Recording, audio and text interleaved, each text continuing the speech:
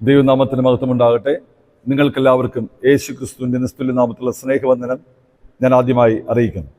ഒരു വാക്ക് പ്രാർത്ഥിക്കുക.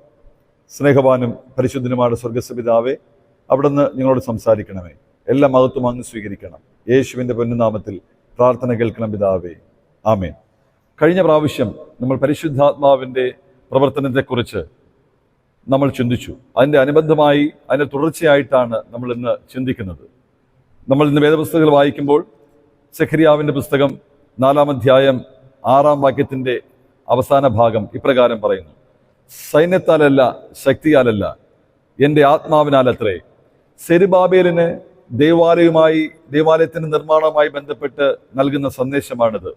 എന്തെല്ലാം പ്രതികൂലമുണ്ടായാലും ദേവാലയത്തിൻ്റെ പണി അനുഗ്രഹീതമായി പൂർത്തീകരിക്കപ്പെടും.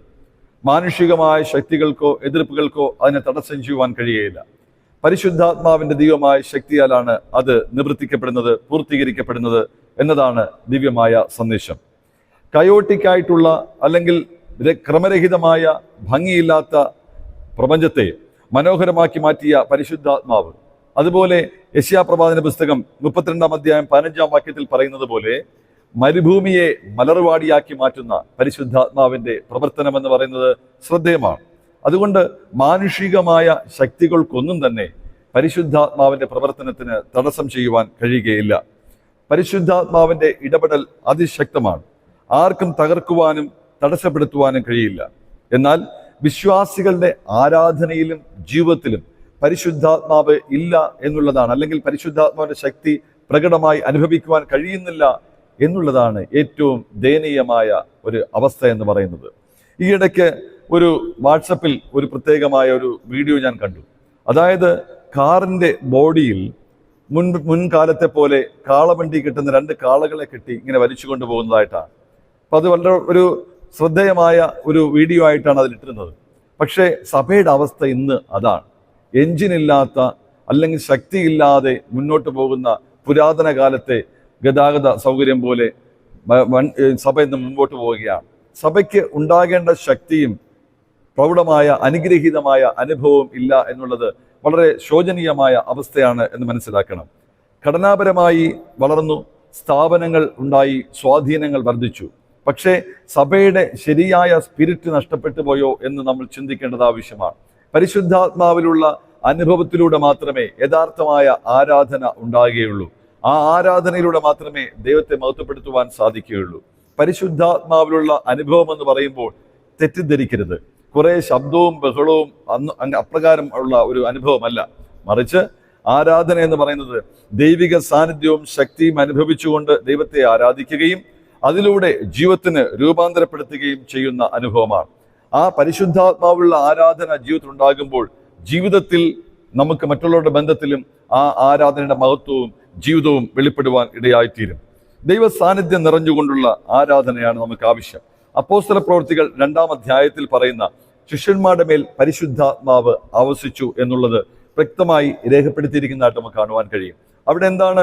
ശിഷ്യന്മാർ ഭയന്ന് റൂമിൽ അടച്ചിരിക്കുമ്പോൾ, അല്ലെങ്കിൽ ഈ സീസറെ ഭയന്നാണ് ഇരിക്കുന്നത്. അപ്പൊ അതുകൊണ്ട് തന്നെ പരിശുദ്ധാത്മാവ് ആ ഒരു വ്യക്തമായ രീതിയിൽ പിളർന്ന നാവ്, അഗ്നിജ്വാല പോലെ പിളർന്നിരിക്കുന്ന നാവുകളായിട്ടാണ് പരിശുദ്ധാത്മാവ് അവരുടെ മുമ്പിൽ വരുന്നത്, അവരുടെ ഉള്ളിൽ അധിവസിക്കുവാനായിട്ട് വരുന്നത്. എന്തുകൊണ്ടാണ് ഈ പിളർന്ന അഗ്നിജ്വാലകളായിട്ട് വരുന്നത്? സീസറുടെ രാജമുദ്രയാണ് പിളർന്ന നാവുകൾ എന്ന് പറയുന്നത്. അതുകൊണ്ട് തന്നെ നിങ്ങൾ ഭയപ്പെടേണ്ട കാര്യമില്ല. അതിനെല്ലാം ഉന്നതമായ രീതിയിൽ അഗ്നിയായ പിളർന്ന നാവുകളാണ് നിങ്ങളുടെ മേൽ അധിവസിക്കുന്നത്. അതുകൊണ്ട് പരിശുദ്ധാത്മാവിന്റെ ദൈവമായ ശക്തിയാൽ ഇവിടെ പ്രവർത്തിക്കുവാൻ മറ്റാരെയും ഭയപ്പെടേണ്ട കാര്യമില്ല. എന്തിനേയും ദഹിപ്പിച്ചു കളയുകയും ഒന്നിനും അശുദ്ധമാക്കുവാൻ കഴിയാത്ത അഗ്നി നാവുകളായിട്ടാണ് പരിശുദ്ധാത്മാവ് അവരുടെ ജീവിതത്തിൽ വരികയും അവർക്ക് ധൈര്യം നൽകി അവരെ നയിക്കുകയും ചെയ്യുന്നത്. അതുപോലെ മോശയുടെ ജീവിതത്തിൽ മോശയെ ഫറവോന്റെ അടുക്കലേക്ക് ദൈവം അയക്കുമ്പോൾ അത്ഭുതങ്ങൾ പ്രവർത്തിക്കുവാനായിട്ട് അദ്ദേഹത്തിനൊരു വടി നൽകുന്നു.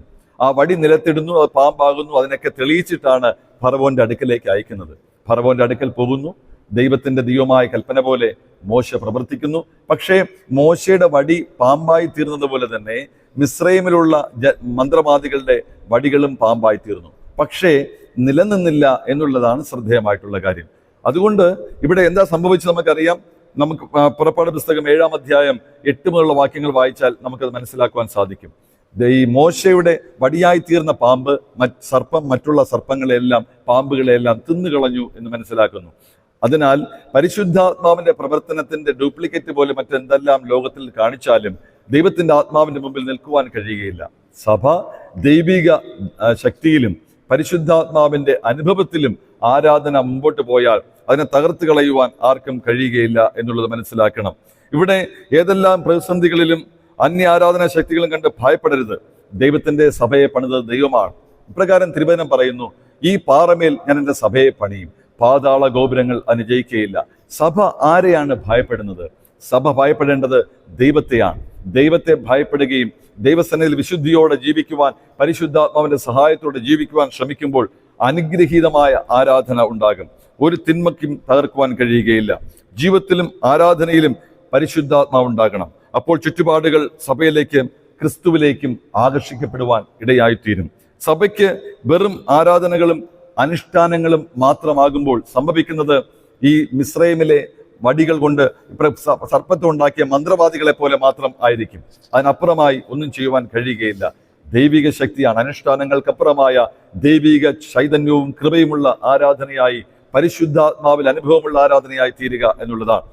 ഇവിടെ യേശുവിന്റെ ക്രൂശീകരണ ശേഷം ഭയന്ന് മുറിയിലിരുന്ന ശിഷ്യന്മാർക്ക് പരിശുദ്ധാത്മാവിന്റെ ശക്തി ലഭിച്ചപ്പോൾ അവരെക്കുറിച്ച് ലോകം പറഞ്ഞത് ഇപ്രകാരമാണ്. വളരെ ശ്രദ്ധയോടെ നമ്മൾ മനസ്സിലാക്കേണ്ട ഒരു പ്രസ്താവനയാണ്. ഇപ്രകാരം ഇംഗ്ലീഷിൽ ഇപ്രകാരം അപ്പോസ്തല പ്രവൃത്തികൾ 17-ാം അധ്യായം 6-ന്റെ B പാർട്ടിൽ ഇപ്രകാരം പറയുന്നു, these people who have been turning the world upside down have come here also. അതായത് ഭൂമിയെ കീഴ്മേൽ മറിക്കുന്നവർ ഇവിടെയും വന്നുവല്ലോ. വളരെ വ്യക്തമായി പറയുന്ന ഇംഗ്ലീഷ് ട്രാൻസ്ലേഷനാണ്.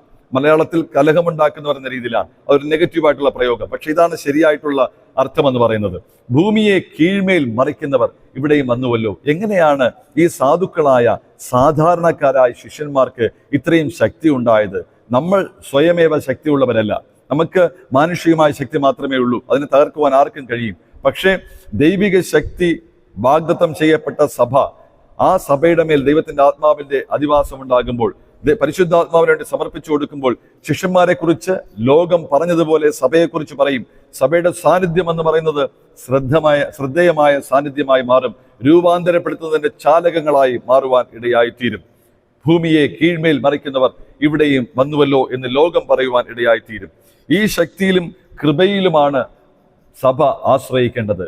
സഭയുടെ ജീവിതത്തിൽ മറ്റുള്ള എല്ലാ പദ്ധതികളുണ്ടെങ്കിലും ആരാധന ഏറ്റവും ദൈവത്തിന് സ്വീകാര്യമായി മാറുമ്പോൾ, ദൈവത്തിന്റെ വാഗ്ദത്തം പ്രാപിച്ചുകൊണ്ട് ദൈവസന്നിധിയിൽ മുട്ടുമടക്കുവാനും കർത്താവിന്റെ ദൈവമായ ശക്തിക്ക് വേണ്ടി കാത്തിരിക്കുവാനും ജീവിതത്തെ അതിന് സമയം കണ്ടെത്തുമ്പോൾ ജീവിതം അനുഗ്രഹിക്കപ്പെടുവാൻ ഇടയായിത്തീരും. നമ്മൾ മനസ്സിലാക്കേണ്ടത്, നമ്മുടെ പ്രയത്നങ്ങൾ കൊണ്ട് മുമ്പോട്ട് ഓരോ കാര്യങ്ങൾ കൊണ്ടുപോകുമ്പോഴും, സഭയുടെ കാര്യങ്ങൾ കൊണ്ടുപോകുമ്പോഴും അത് ശ്രമകരമാണ്, അത് ക്ലേശകരമാണ്, അത് സെരുബാബേലിനെ പോലെ പകച്ചു നിൽക്കേണ്ട അനുഭവം ഉണ്ടാകും.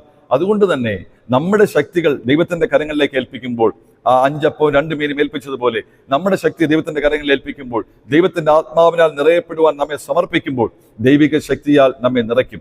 നമ്മുടെ ജീവിതവും ആരാധനയും അർത്ഥവത്തായി തീരും.